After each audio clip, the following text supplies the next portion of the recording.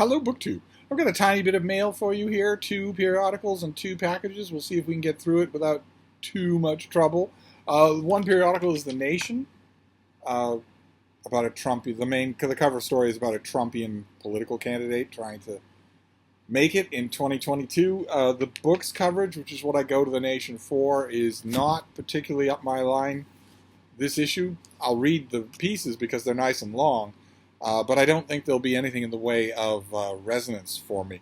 Unlike quite a few of the books in the New York Times book review from Sunday that I read in conjunction with Hannah at Hannah's Books. That video is going to be up today, with the two of us talking about the book review. Lots and lots of fun. And the other thing I got is a book review. It's the London Review of Books. I finally resumed my subscription to this thing.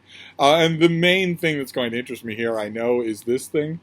The closing time for the firm. Jonathan Meades talks about Tina Brown's The Palace Papers, but it's a long piece, so it'll be about the House of Windsor just in general. I'm sure that I will be interested in it, in every word of it, but there's lots of other stuff too here. There's a Jeremy McCullough piece.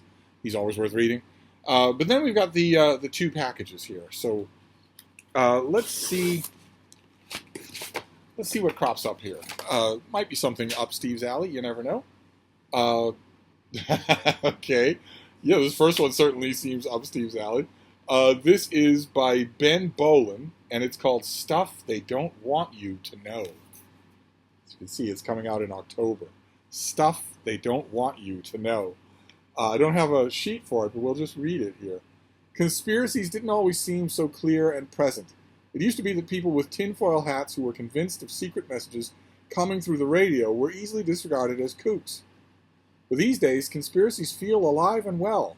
From internet rumors to lying politicians to the tinderbox that is social media, it has become remarkably clear what a vast swath of people believe really bonkers things. So the lazy, totally viral word bonkers has finally made it onto a cover of a book. Why is that? How did these theories proliferate? Is there a kernel of truth to them, or are they fully fiction? Ben Bolin and his co-authors in this book are the hosts of the popular iHeart podcast that seeks to answer these questions. With cool heads and extensive research, they regularly break down the wildest conspiracy theories, from chemtrails and biological testing to the secrets of lobbying and why the Kennedy assassination is of perennial interest. So this comes out in October. Is this going to contain all of those subjects? Yeah. Coups and assassinations, propaganda, UFOs, human experimentations, political corruption, drugs.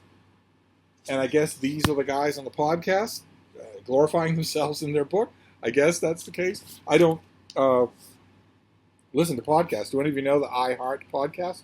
Do you like it? Well, this is right up my alley. It's October, so I'm not going to get to it anytime soon. But I'm all up for it, absolutely. I have my own theories as to why conspiracy theories, especially obviously fraudulent ones, have proliferated in recent years, but we'll see what they have to say on the subject. So what is this next one? It's a hardcover.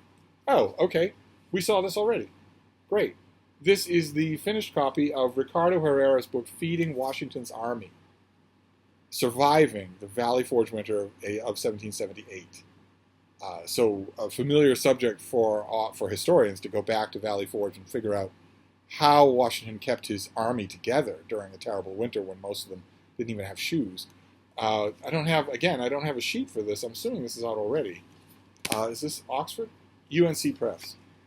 In this major new history of the Continental Army's Grand Forge of 1778, award-winning military historian Ricardo Herrera uncovers what daily life was like for soldiers during the darkest and coldest days of the American Revolution, the Valley Forge winter.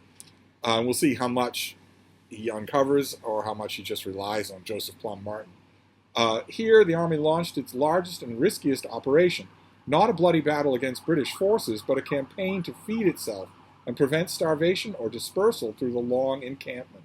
The author brings to light the Army's Herculean efforts to feed itself, support local and continental governments, and challenge the British Army. Okay, great. Well, the copy that we saw of this was bound galley. It was just bound pages. It wasn't an ARC. I've never seen an ARC of this. This is just a finished copy. I don't know if it's a June book or not. I'll have to look it up and see and put a little slip in it. I don't have the sheets for either one of these, but they are both Steve books. One is upon us right now and is Revolutionary Era history, which is a big favorite of mine.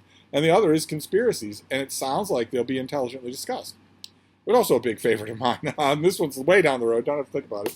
But that's the mail today. 2 books and 2 periodicals. So a nice, quick video done against an enormous amount of background noise. But I'm hoping that you could hear the important parts. So I'll wrap this up, and I'll be back. Thank you, BookTube.